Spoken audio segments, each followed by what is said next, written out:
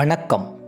இறையன்பு அவர்கள் எழுதிய தோன்றியதன் சிந்தைக்கே என்ற நூலிலே அவர் தன் வாழ்விலே தான் சிந்தித்தது, சந்தித்தது, படித்தது, பார்த்தது, ரசித்தது என்று ஒரு சுவையான தொடரை எழுதி வந்துள்ளார்.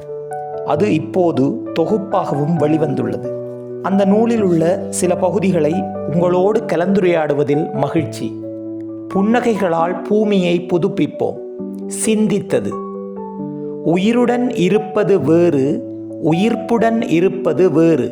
உணவால் உயிருடன் இருக்கிறோம், உணர்வால் உயிர்ப்புடன் இருக்கிறோம். நாம் எல்லோருமே அன்பின் யாசகர்களாக இருக்கின்றோம்.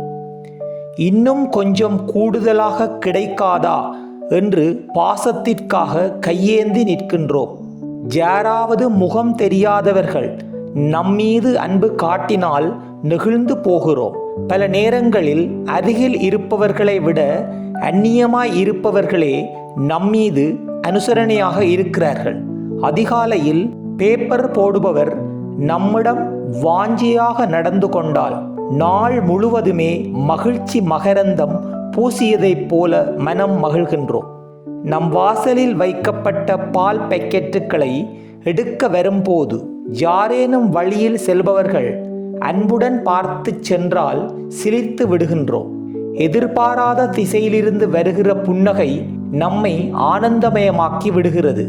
எப்போதும் சிடுசிடுவென இருக்கிற அதிகாரி சற்று கனிவுடன் நடந்து கொண்டால் பதக்கம் கிடைத்ததைப் போல பதட்டப்படுகின்றோம்.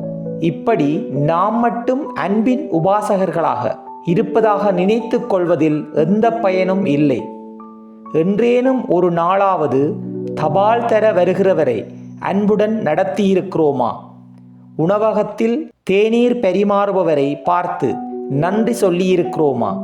நாம் தருகிற சில்லறை காசுகளை விட சிந்துகிற சிரிப்புக்கு அதிக மரியாதை என்பதை நாம் உணர்வதில்லை. அவர்களும் தெரியாத திக்கிலிருந்து வருகிற புன்னகைக்காக காத்திருப்பவர்கள்தாம்.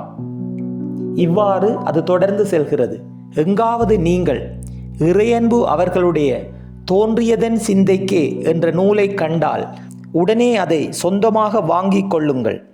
வாங்க முடியாதவர்கள் அதை எப்படியாவது ஒரு முறையாவது உங்கள் வாழ்விலே வாசித்து விடுங்கள். எண்ணம் போல் வாழ்க்கை. நன்றி, வணக்கம்.